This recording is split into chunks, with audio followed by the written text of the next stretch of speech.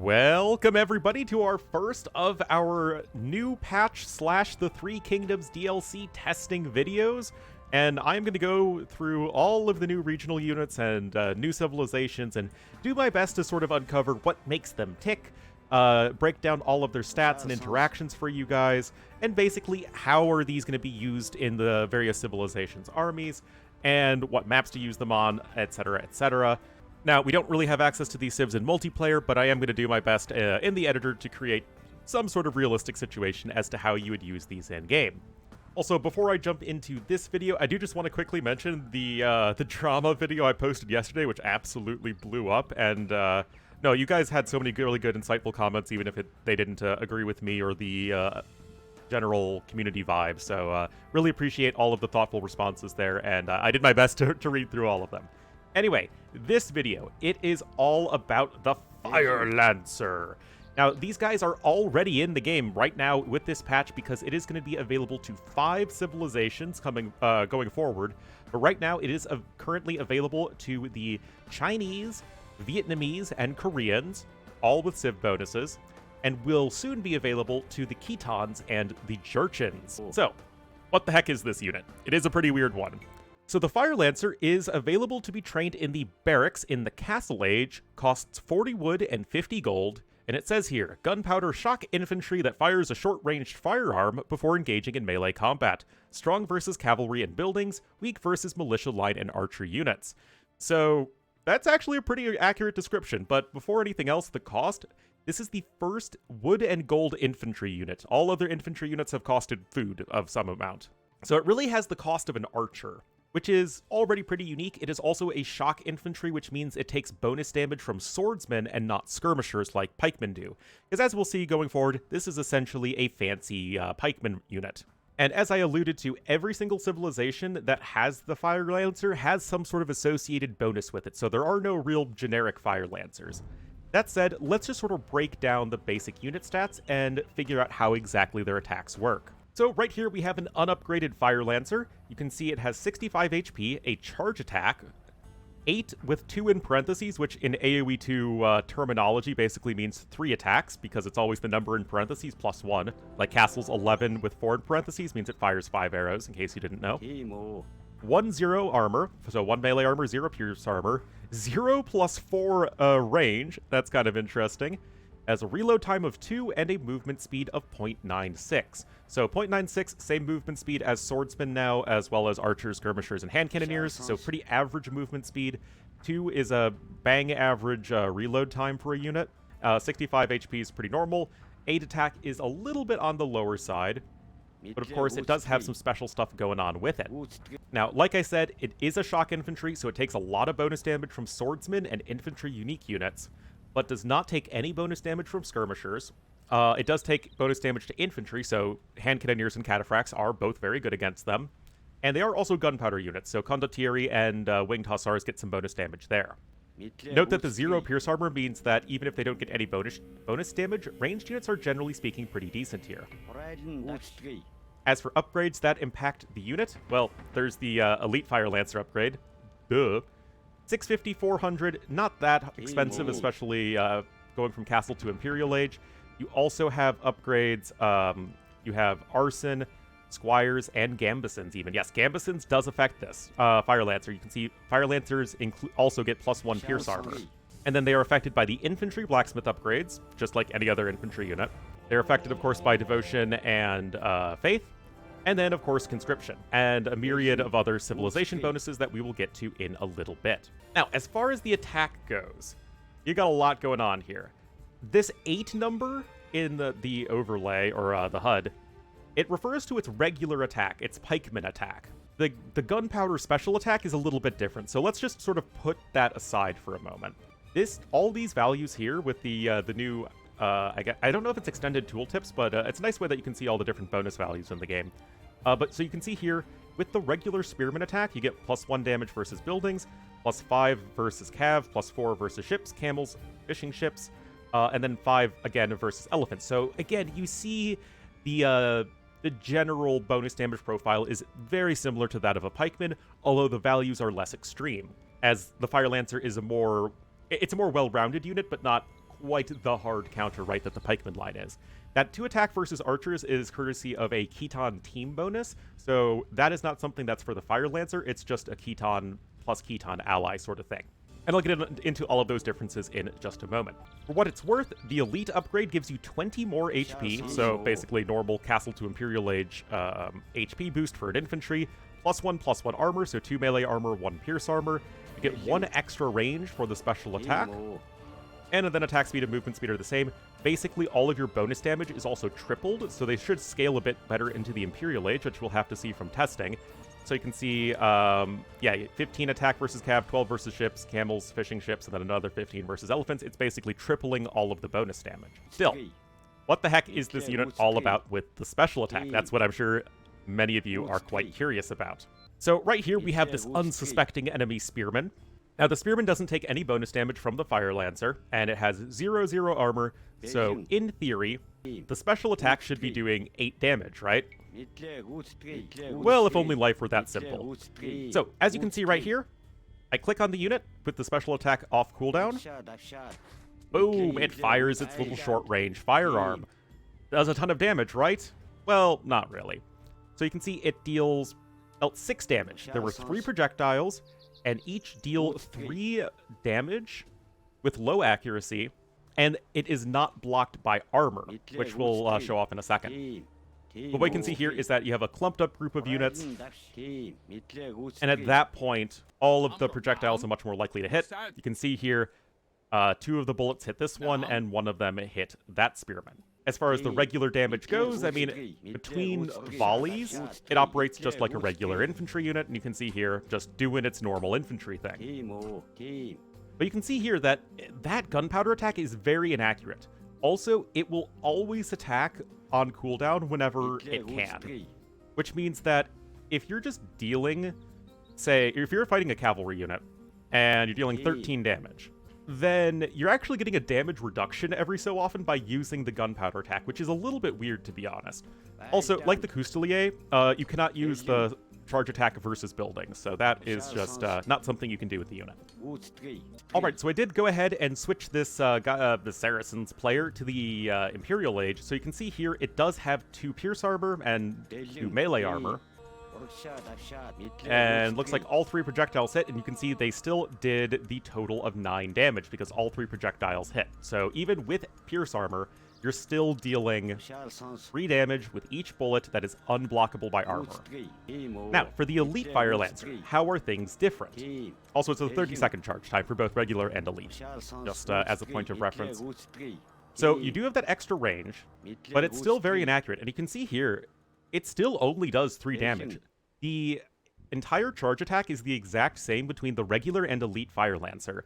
And it's actually even worse for the Elite Fire Lancer because it is almost always going to be a damage reduction if you're fighting anything, you know, that doesn't have a ton of armor. Which is really weird, to be honest. Now, the ranged aspect is really nice, and it essentially allows you to get sort of a weak-ish first hit in. But it is a little odd, to be honest. So yeah, these are the basic stats of the Fire Lancer. How do they match up as far as the civs go? Like I said, they are available to 5 civilizations, including the Khitans and Jurchens, and then on top of that, Chinese, Vietnamese, and Koreans, which you can play with right now. And each civilization has something unique going on with the Fire Lancer. So Khitans, which I'm playing as right here, their Fire Lancers are going to be extra strong in Castle Age because you get double the effect of Forging and Iron Casting, so you can get +4 attack in Castle Age. They get +2 range attack versus soldiers, them and their teammates. And with lamellar armor, they can reflect back some of the damage back to their attackers. Generally speaking, Khitan Fire Lancers are pretty strong, especially in mid-game, but aren't necessarily, like, the very, very best. Although individual, like, per unit, they're up there. Their neighbors, the Jurchens, their Fire Lancers attack 20% faster, so a nice little attack speed boost there. They get 2 line of sight extra because they are a gunpowder unit. They don't deal friendly fire damage at all, so that doesn't really matter. And really, it's just going to be the extra attack speed for the Fire Lancers. Oh, also, I forgot to mention, the Khitans have full upgrades, essentially, right? You have all the way up to plate mail armor, you get essentially Blast Furnace in Imperial Age, and then you have Arson, Gambison, and Squires, so full upgrades on these Fire Lancers. For Jurchens, however, they do miss plate mail armor, which is a bit unfortunate, so in both melee and pierce armor, you are a little bit lacking in late game. That said, you do have Gambisons for your Fire Lancers, so that is still at least, a little bit of extra pierce armor, and you have all of the other upgrades on top of course, that faster attack speed. For the existing civs, we have Chinese here, and their bonus is that Fire Lancers and Fire Ships move +5 and 10% faster in Castle and Imperial Age. Now, they, on top of the cheaper upgrades, I guess, do get the full Blacksmith tech tree, but you miss Gambison, so you do miss 1 pierce armor relative to some other civilizations. You'll have Arson and Squires, but yeah, other than a little bit faster of a movement speed, it's not the most impactful Fire Lancer bonus, but it is still a nice bonus. I mean, average movement speed for Fire Lancers, making that faster is always going to be useful. For Vietnamese, their bonus is that their Fire Lancers get plus 20% extra HP for free, and that is in both Castle and Imperial Age, so that is just a nice solid HP buff. That said, they miss Gambisons, and they miss Blast Furnace, so they're missing some critical upgrades. So you're missing 1 Pierce Armor and 2 Attack, and the base attack of the Fire Lancer is relatively low, so that's a pretty big loss, is missing Blast Furnace. Our last civ here, the Koreans, also missed Blast Furnace, but have Plate Mail Armor, but they have Gambisons. This is actually a tech tree bug, guys. Arson is available to Koreans, it's just, for some reason, it's X'd out here. So this is a lie. So Koreans have every upgrade except for Blast Furnace. But ranged soldiers and infantry cost minus 50% wood. That means the Korean Fire Lancer is 20 wood and 50 gold, so a pretty substantial discount to the unit, and basically makes it sort of a wood and gold costing Eagle Warrior. So those are the bonuses here to the various civs Fire Lancers. Each, in theory, should have their own situations where they shine and a little bit weaker, but let's test these units out in a more practical scenario because it's an interesting infantry, but it's also pretty expensive. Alright, so I know it's not the most important test as far as competitive multiplayer games go, but I would be remiss if I didn't just match up all of the Fire Lancers in Castle and Imperial Age and see, okay, in the Fire Lancer v Fire Lancer matchup, whose Fire Lancers Fire Lance the fieriest? So that's what I did. I set up this whole elaborate test here even on stream, and basically what it is 20 Fire Lancers on each side, except Koreans who get 25 via the discount. And as soon as I click on the outpost, they basically just patrol at each other, and you can see here how these units actually work in combat. So they'll fire their attack, and then they'll all engage in the big pokey fest.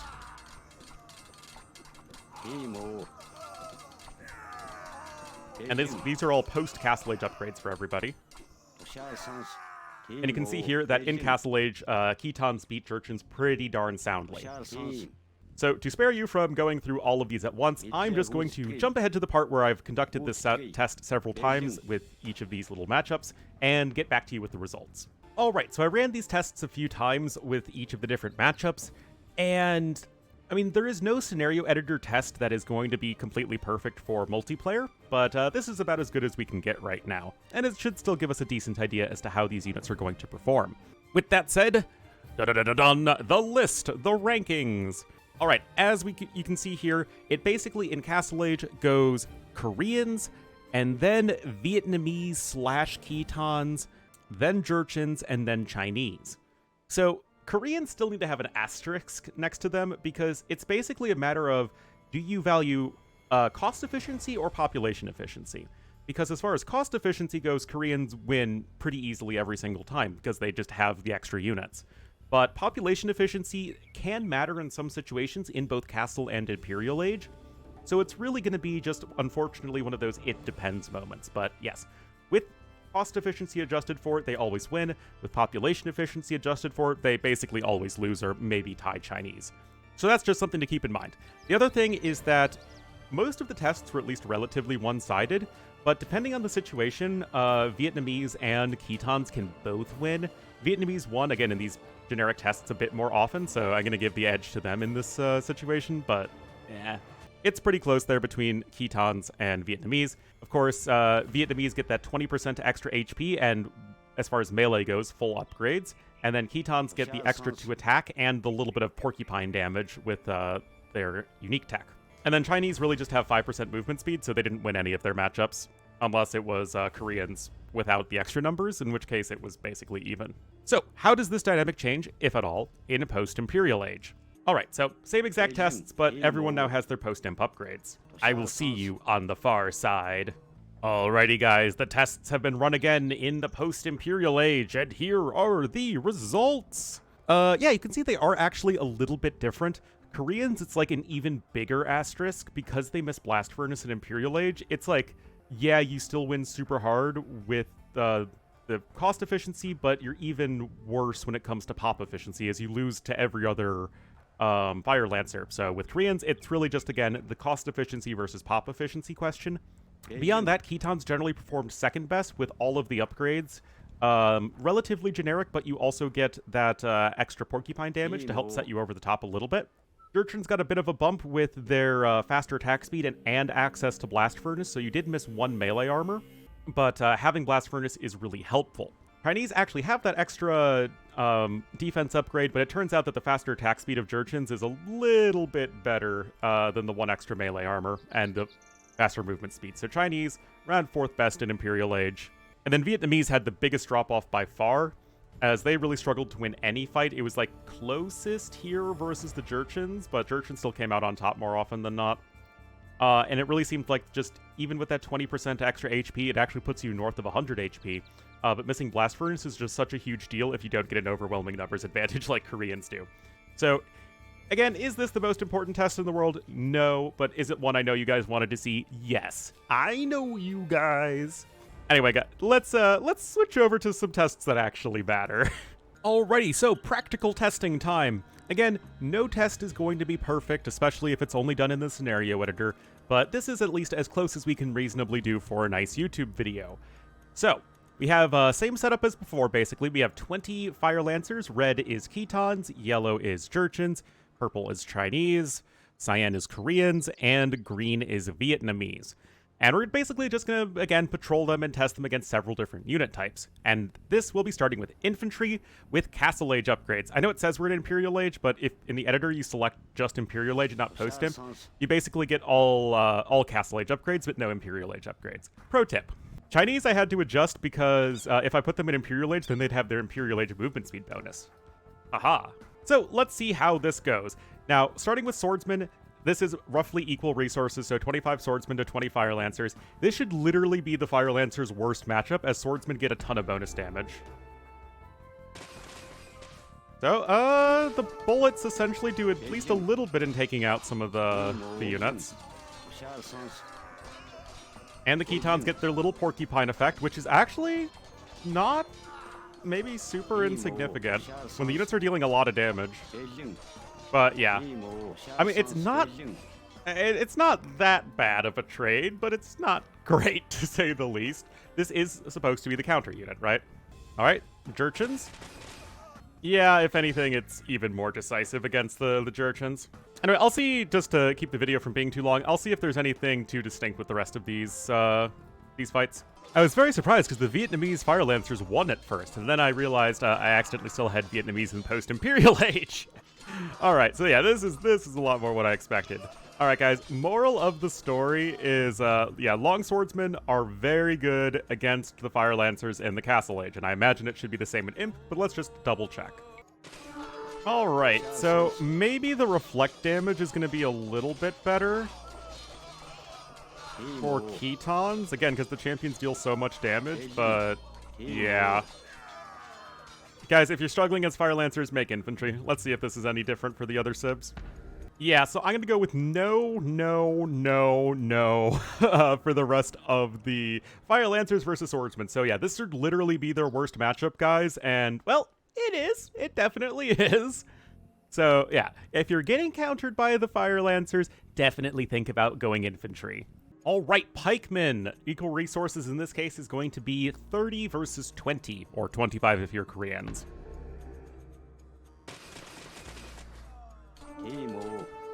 Now, this is, at least should be a situation where the Fire Lancer is at least pretty good. I mean, their raw stats should just be able to outpace that of the pikemen. And yeah, you can see that even when heavily outnumbered, it does not matter at all. We lost one there. And yeah, it is basically the same across the board. Fire Lancers, very good against pikemen.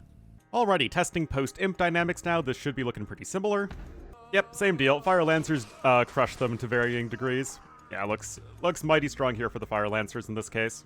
Alright, Eagle Warriors. So the Fire Lancers don't have any anti-Eagle Warrior damage, but I imagine that their melee capacity still should be at least decently strong here. Anyway, these are Mayan Eagle Warriors for point of reference. Yeah, those first shots, I mean, they help a little bit for sure, especially in decent-sized numbers.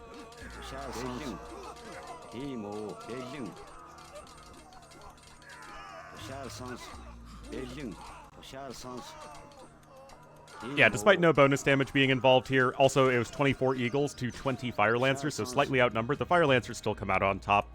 Not by, like, a gigantic margin like with pikemen, but still pretty good. Anyway, let's see if we find any drastically different results here with the other civs.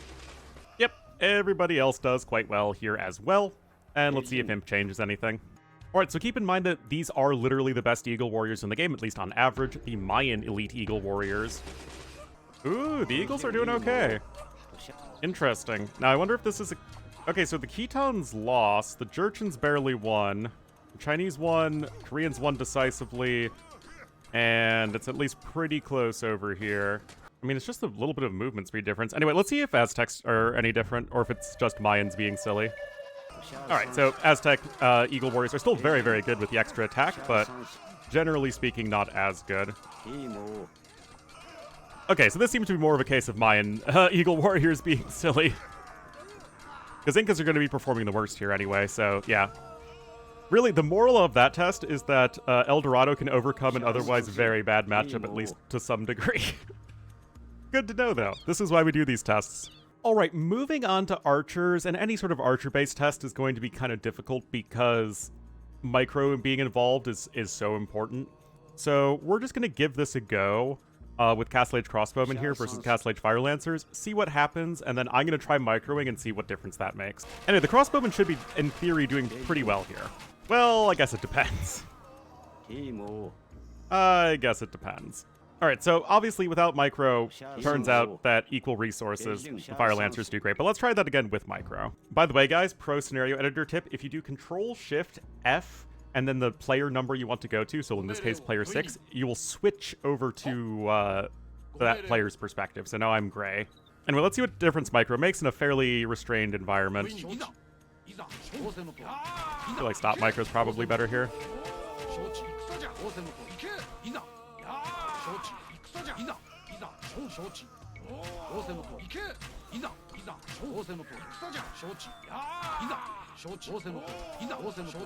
Not that my micro is especially great. Okay, I mean, I made that about as good as possible for myself, given the circumstances, and I still lost pretty hard. Interesting. I mean, you can try that again over here. See if Ornlu micro is that bad. Now, archers are always going to have the advantage of being able to pick fights.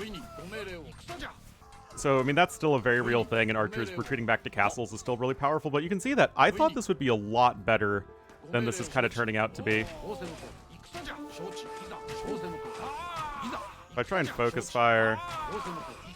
Okay, so focus firing is actually, I guess... it's still pretty bad. But I guess in this particular case, it's turning out a little bit better than the stop micro. Okay, so yeah, this is pretty interesting. Archer's really not performing as well as I thought. Alright, Imperial Age. Yeah, this is where Jurchen's missing that last armor upgrade probably matters a fair bit. Chinese extra movement speed helps them chase down the ranged units better. Korean numbers are always really good. Extra HP, I guess, is also pretty helpful. Yeah, Jurchen's clearly performed the worst in that regard. And again, just to sort of briefly see the difference micro makes. Man, it is like almost impossible to micro like this, but even so, I'm not too sure how much of a difference this makes. Yeah, the Arbs are performing a lot worse than I would have thought, which, again, it's really interesting. This is why I made this video. Alright, so Archer's clearly not the best counter unless you have a good fortified position you can fall back to. Okay, Skirmishers, it should be so one-sided that it's barely worth testing, so we have Chinese here as our sort of default civ. I imagine this is not going to go especially well for the Skirmishers. It should be pretty one-sided. If I switch to the... I mean, you only have I mean, you have 0 base pierce armor, but yeah, it's a mess for the skirmishers to try and deal with. And it's a bit easier for the Fire Lancers to hunt them down with the extra range attack. So yeah, I don't think we really need to test much more. It's very good for the Fire Lancers. Probably not as good as it would be for Swordsmen, but still pretty darn good. Alright, so Hand Cannoneers should be a much more one-sided matchup, and a pretty bad one here for the Fire Lancers. Should be a bad one for the Fire Lancers. Okay, surely with Micro, it's different. Alright, I had to basically redo and set up my own test here where I could actually Micro. It's not going to be perfect, but this is about as good as we can ask for. I mean, I guess this is much better because we have room with the hand cannoneer, so I'm going to try and not completely Micro away.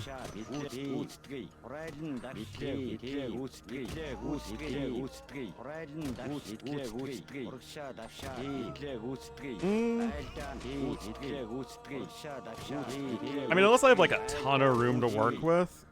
I mean, the fact that the Fire Lancers are faster than us is a bit of a problem. So, I mean, yeah, you can absolutely make it work with Hand Cannoneers, especially if you have room or defenses to fall back to, but I still think it's like, you need to be cautious.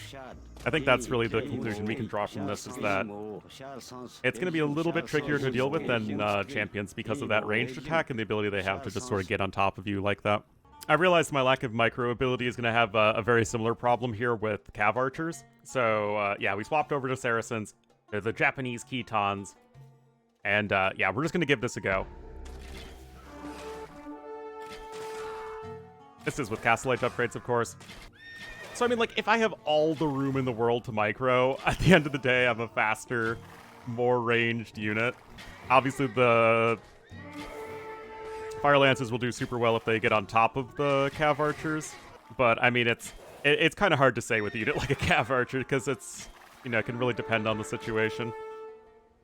That said, there is a degree of guaranteed damage that the Fire Lancers are doing, which is, I would say at least relevant. But yeah, obviously, like, this is always going to make Cav Archers look good. Alright, so before we do our last testing group of cavalry, I do want to have a quick note on siege weapons, and the fact that Fire Lancers cannot use their gunpowder attack against them. So you can see now we're going over to enemy right here. And yeah, this Fire Lancer cannot use its charge attack on the Scorpion. So Scorpions are at least going to be a pretty darn solid counter against them because of that lack of Pierce armor. So something to keep in mind for sure. But anyway, back to cavalry. Alright, so this should basically be the strongest aspect here of the Fire Lancers. Got knights, equal resources, let's go to town. So you start with that volley, and then this is where all this bonus damage is going to come in. Yep. Very good matchup for the Fire Lancers. Yeah, and looks like all of the other civs do varying degrees of well here. And I'm not going to bother testing them against camels, because camels is basically just going to perform like a worse version of knights. Alright, now, they did work in Castle Age, but how well are they going to hold up against the paladins? Yeah, already feeling like several paladins HP by the time they show up is pretty darn good. Oh my goodness, these guys are, yeah, they're doing fine, guys.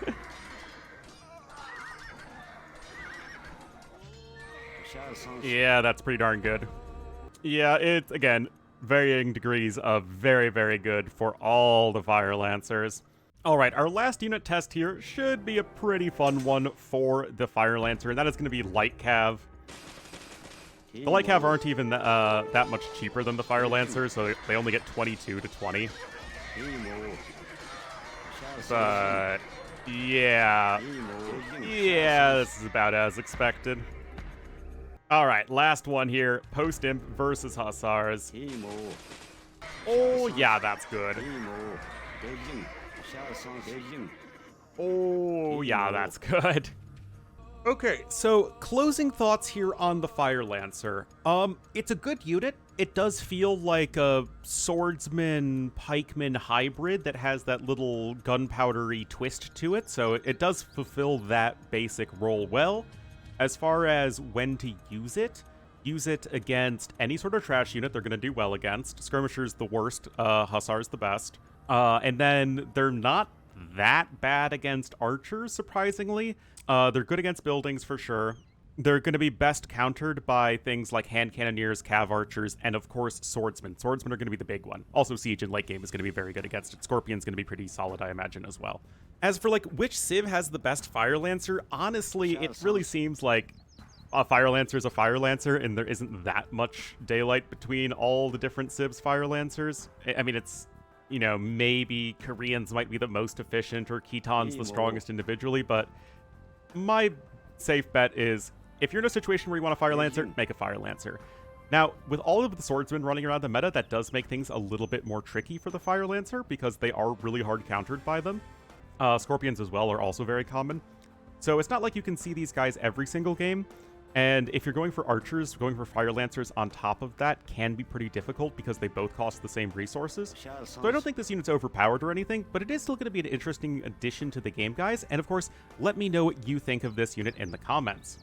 Before I go, just want to give another shout out to my Patreon supporters, with Dan and Jared in the Great Wolf tier, and then Carolyn, Dieter, Liquid Egg Product, Triru, and Tanduri in the Dire Wolf tier. Thank you guys all so much for watching, and I'll see you all next time.